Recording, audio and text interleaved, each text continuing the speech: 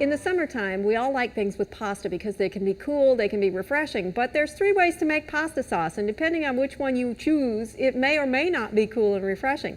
The traditional way is the long boil method, or the long cooking. You simmer it for hours and it tastes wonderful when you're done. The second one is sort of a modified version where you cook it for a short time. The third one is the one we're going to do today. I've got 2 medium tomatoes, and this is a non-cooked pasta sauce, so it's very easy to do, and you have a couple of options. I have blanched this tomato so that it will in fact peel fairly quickly and fairly easily once you get it started. And different groups will tell you that you have to seed it or not. I don't seed it. I think tomato seeds belong in the tomato, and unless it's a major reason not to, I tend to leave the seeds in there. So I've got 2 tomatoes that are fresh tomatoes. The fresher, the better, fried out of the garden, the better this is going to be. And then to that I'm going to add a tablespoon of chopped or snipped basil, and about a half a teaspoon of salt, and about a 1/4 of a teaspoon of pepper. And then the thing that's going to give it a lot of flavor is about a teaspoon of fresh chopped garlic. Now you can mince this down as fine as you want because it's not going to cook. You need to make sure that your garlic isn't too sharp.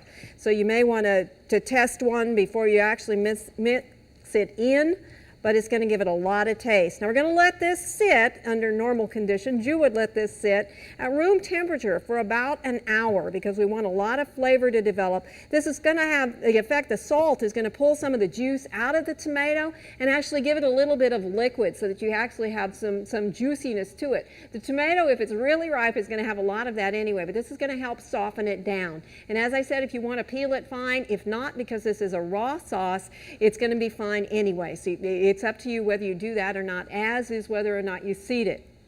Now, what we have here is about 6 ounces of angel hair pasta, and it should be getting pretty close to done on me. So see if I can turn off the burner and turn off the timer so that we don't have dinging going everywhere. And we're simply going to drain this.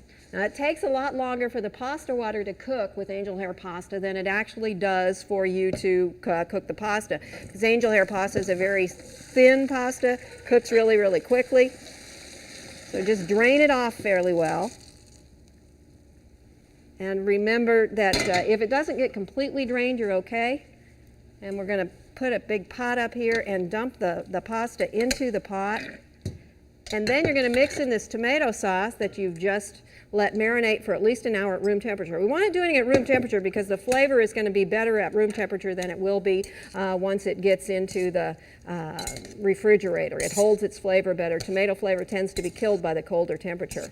So stir that together. That's going to heat the tomatoes up just a little bit, heat the garlic flavors up just a little bit, and then to the top of that we're going to sprinkle on a little bit of Parmesan cheese while it's still got some warmth to it, so you'll get some of that pasta melting down in there.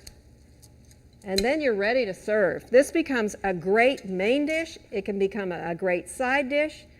I think it's something that you're going to like because it's so easy to do during the summer.